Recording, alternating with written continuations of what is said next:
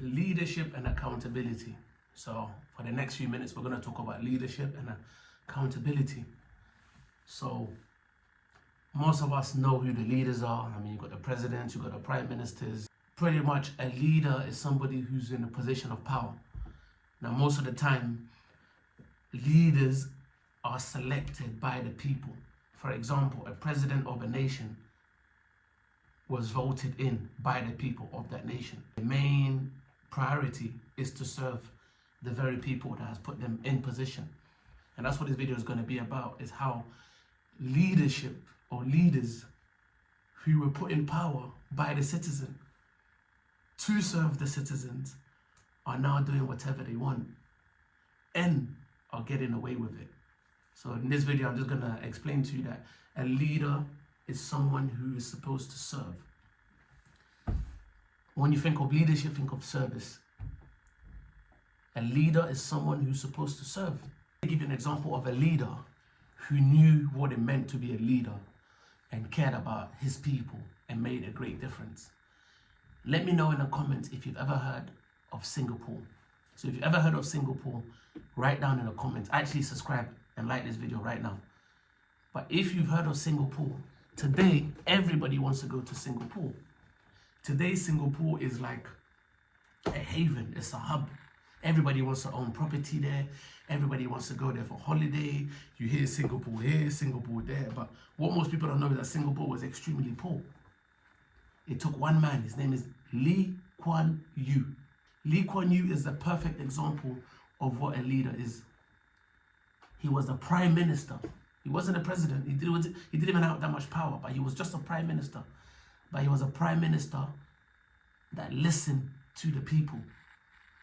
He heard the cries of the local people and said, okay, long term, I want to make this nation a great nation. I want to make these people wealthy. I want these people to be the prize, the goal. And therefore, he sat down and he came with a plan. He worked with the local people. He attracted funding from outside by reducing the tax, making business very attractive. And within one or two decades, Singapore, right now, as we're speaking, is probably one of the most wealthiest places on earth. And that's all because of one leader who knew that his job was to serve the people. So when he came into power, he didn't step over the people. He didn't bully the people. He didn't abuse the people. He didn't intimidate the people. He didn't rule the people with fear. He didn't do none of those things. Instead, he looked at the people. He said, my people are strong people. They're hardworking. And he looked at the outside, for example, America, Europe, and he said, these guys have the money, but my people have the work ethic. So let's put the two together. So he took people from outside, got them inside by giving them good policies that favored them. And that way he drove traffic, he encouraged business. Then the local people then were employed because the business people needed to work with the local people to make money. So the business people were making money, the local people were making money, the economy was booming, and today we have what we have at Singapore today. Now, if you don't know what Singapore is, you can just type, it's a beautiful place.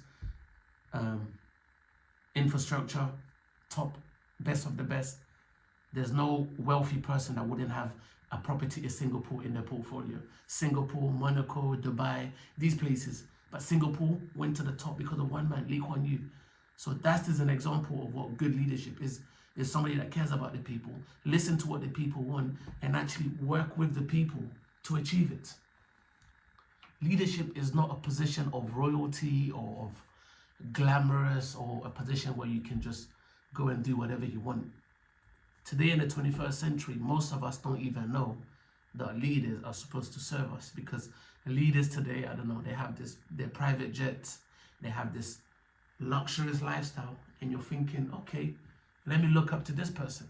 And you forget the fact that you are the actual person that has selected this person to be your leader and has put this person in that position.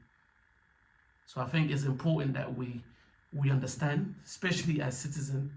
I don't know, if you're in a church, understand that the pastor there is there to serve you, not the other way around. If you're a Muslim, for example, the imam is supposed to serve you, not that you're serving the imam. If you're a politician, you're a prime minister, you're supposed to represent us, the people, within your constituency or within your borough. If you're president of the nation, you're supposed to listen to what the people have to say. Like, what is the nation saying? Do they want better living standards? Do they want cheaper prices?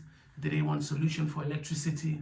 Do they want solution for illegal immigration? What exactly are the people saying? And then go to work, serve the people. And I think it's just unfortunate that today we're in a day and age where leaders just do whatever they want. They're not held accountable. And even the leaders themselves have completely forgotten that they were put in that position by the people. Today you will look at prime ministers and you look at people within the political world. Look, I'll take the Labour Party, for example, because the Labour Party is doing, I don't know, they're doing the most right now. But everybody in the Labour Party, including our Prime Minister, Mr. Starmer, is getting paid by us. We work, we get taxed, and it's our tax money that's paying these same individuals. And these same individuals use us during their campaign to get our votes. I mean, I'm in Kennington and Chelsea. Labour have that borough. So before the election, they send you letters. I'm going to represent this borough. I'm going to do A, B, C, D. Now they came in power. They've not even done A. They're doing Z. If you don't know what that means, don't worry. I'll let you know later. Message me and let me know, and I'll clarify that Z. But the point I'm making is that leaders are no longer being held accountable.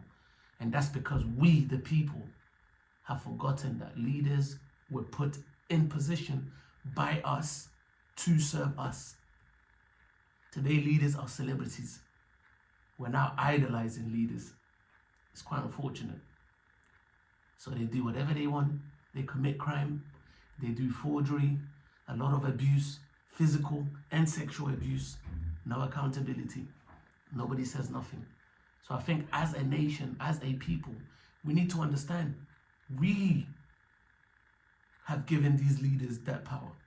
And we can take that power from those leaders. And for those leaders that are going to watch this video, I want to let you know that you may be winning now. You may be abusing people. You may be overstepping your boundaries. And things are working great. You're growing. You're flourishing. That's great. But I'm a Christian. If you read the Bible, God always gives people time. And then eventually the truth comes out. Eventually people pay the price. So someone like Starmer, it's just a matter of time before he gets removed. You saw Joe Biden got removed. Donald Trump is back in the house. So in many other countries, Venezuela and Cuba, and we saw in Bangladesh, we seen something happening in Nigeria, we saw something that's happening in Kenya. I'm sure Ghana is going to follow suit. What you're seeing is a trend. The leaders that have forgotten that the people are the one that put them in power and have stopped looking after those people are slowly but surely being pushed aside. And those who care about the people and care about the needs of the people are being elected. So I think it's time. Maybe you didn't know that leaders are supposed to serve. So I hope after this video you understand that a leader is supposed to serve you. So let's make sure that we hold them accountable, and let's make sure that they're actually servants and that they're not be bossing us around while they don't do anything and they're not being held accountable. So if you know a leader, ask him, do you serve me or am I serving you? And if you're the one serving them, then we already have the first problem. All right, guys, hopefully you enjoyed this video. Don't forget to like, subscribe, and share this video. Thank you.